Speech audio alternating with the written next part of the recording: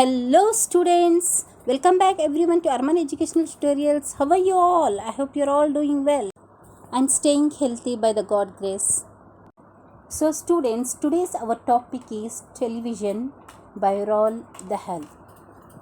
So students, before starting the summary, I would like to give a brief explanation about the biography of Roald Dahl. Students, be ready with a pen and paper to note down the important points for the healthy learning concept. Roald Dahl was born on 13 September 1916 in Land of Wales and died on 23 November 1990. Roald Dahl was a British novelist, short story writer, fighter pilot and screenwriter, widely recognized as one of the greatest storytellers for children of the 20th century. Dahl's books deal with fantasy and a make-believe world and are the thrilling mixture of the grotesque and the comic. Charlie and the Chocolate Factory in 1964, the BFG in 1982 and the Matilda in 1988 are among his most popular children's novels that have also been made into films. Besides, he has published more than a dozen collections of short stories. About his children's stories, he has once said, "I make my points by exaggerating wildly. That's the one only the way to get through the children." He received several awards, including the Edgar Allan Poe Award in 1954, 1959, World Fantasy Award for his life achievement in 1983, Children's Author of the Year Award in 1990, and Millennium Children's Book Award in 2000. So students, start your answer with this brief explanation about the author Roald Dahl. Let's start the summary and the poetry line by line. Students, in this video I'm going to explain you in English as well as in Hindi national language too, because I'm really concerned about the students who are from the Hindi, Urdu, Marathi, Gujarati or other regional languages background.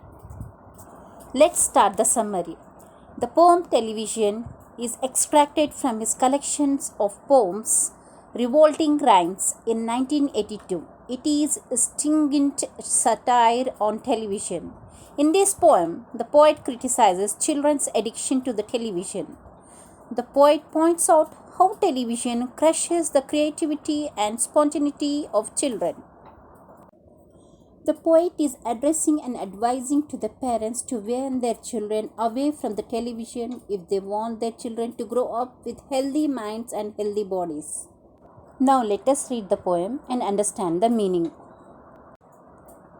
The most important things we have learned so far as children are concerned is never let them near your television set, or better still, don't install the idiotic thing at all.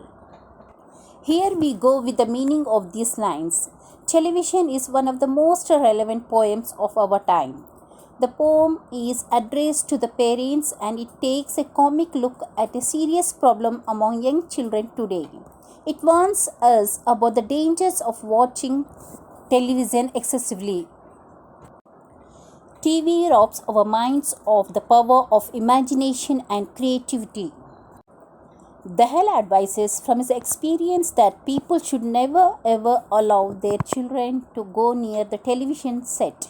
It is even better not to install the idiotic thing called television. But why is a television an idiotic thing according to the poet? Throughout this entire poem, Dahl attempts to answer it. In almost every house we have been, we have watched them gaping at the screen. They loll and slop and lounge about and stare until their eyes pop out. Last week in someone's place, we saw a dozen eyeballs on the floor. The poet shares his experience here. In almost every house he has visited, he has watched children gaping at the screen. They were staring with their eyes wide open and with absolute concentration of mind. For sitting a long time before the television set, they become tired. Sometimes they sit or lie in a lazy and casual manner.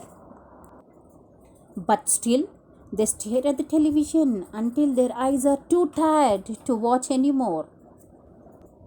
All these are not the hell's imagination. He indeed saw a dozen eyeballs, that is, half a dozen children sitting on the floor at someone's house very recently, say last week. They sit and stare and stare and sit until they are hypnotized by it, until they are absolutely drunk with all the shocking, ghastly junk. Here we go with the meaning of these lines. When the children are before a television set, they sit and stare and stare and sit for a long hours. They don't seem to be moving from there, as they probably forget everything around them in the real world. Rather, the one they watch on the television becomes real for the being time. They are almost hypnotized by this idiotic box. They are absolutely drunk. Their minds are filled with those shocking, ghastly junk, which are mostly unreal and inappropriate for the age. Those TV shows kills their valuable time and make them lazy with no room for their physical play and exercise. They have no scope of spending time with books and nature and interacting with others. Their minds filled with the images and the stories. Virtual world are compared to a drunken man's imaginary world in an apt metaphor here. Children behave like zombies as though they have no control on their minds. They slowly lose the ability to respond to the environment around them. Oh, yes, we know it keeps them still. They don't climb out the windows still. They never fight or kick or punch. They leave you free to cook the lunch and wash the dishes in the sink. But did you ever stop to think, to wonder just exactly what this does to your beloved lot? The poet now says that he knows that television keeps the naughty children calm. When they are in front of TV set, they no more do mischievous things like climbing out the windows still, fighting, kicking and punching. They let the mother free to cook the lunch and wash the dishes in the sink without any disturbance. But that can't be an excuse to let them sit before a TV, because the poet thinks that the idiotic device does more harm than good. All right, you will cry. All right, you will say. But if we take the set away, what shall we do to entertain our darling children? Please explain. We will answer this by asking you, what use the darling ones to do? How used they keep themselves content? Before this monster was invented, have you forgotten? Don't you know? We will say it very loud and slow. They used to read. They read and read and read and read and then proceed to read some more. Great Scott, gadzooks. One half their lives was reading books. The nursery shelves held books galore. Books cluttered up the nursery floors and in the bedroom by the bed. More books were waiting to be read, such wondrous, fine, fantastic tales of dragons, gypsies, queens, and distant shores where smugglers roved with the muffled oars, and pirates wearing purple pants, and sailing ships and elephants, and cannibals crouching round the pot, staring away at something hot. Here we go with the explanation. Roald Dahl continues to argue about how television affects a child's mind. Children watch different shows on different channels. Sometimes there are contradictory ideas. Sometimes it does not match with reality and they are surprised. Thus, these things clog and clutters up the mind, messes up the organized ideas and thoughts. The poet answers the above questions only by throwing a question. What people used to do to keep them entertained when television was not invented. The TV set is dreaded device, a monster to him. He wants to remind the people what they used to do in the absence of such device. The poet himself reminds us that the children in the earlier times used to read lots of books. Surprisingly, people when spent half of their lifetime by reading books. On Scoot's Gadzooks, the stories of smugglers, pirates, and other stories like how the camel got his hump, etc. From these stories, they got creativity, good imagination and knowledge with the help of these books. Oh, books, what books they used to know. Those children living long ago. So please, oh please, we beg, we pray. Go throw your TV set away, and in its place you can install a lovely bookshelf on the wall, then fill the shelves with the lots of books, ignoring all the dirty looks. Here we go with the explanation of these lines. The poet asked all the parents to throw away the television sets and install a bookshelf in their place. This will take children back to our past and make them better citizens with good imagination and innovation. The poet further explains that bookshelves should contain only good books. He tells the parents not to keep dirty books on the shelves. The screams and yells, the bites and kicks, and children hitting you with sticks, fear not, because we promise you that in about a week or two of having nothing else to do, they will now begin to feel the need of having something to read. And once they start, oh boy, you watch the slowly growing joy that fills their hearts. They will grow so in, they will wonder what they had ever seen in that ridiculous machine that now sitting fall unclean. Replace your television screen, and later each and every kid will love you more for what you did. Here we go with the explanation of these lines. Initially, children would react angrily. They may scream or yell. They may bite or kick. They may even take a stick and hit their parents. It may go on for a week or two. Eventually, they will be enjoying reading books. After the removal of television set from the house, the children will feel the need of having something to read. When they start reading, they will find great joy in that. They will also feel how they missed this joy in the past because of that ridiculous machine called the television. And the poet is confident that when they discover the pleasures of reading, they will thank their parents for introducing them to the world of imagination. Students, the poem is long one but very simple in language and form. It follows rhymed iambic tetrameter lines throughout the poem with no stanzas division. The poet has capitalized the important portions, especially where he talks about the undesired consequences of watching television.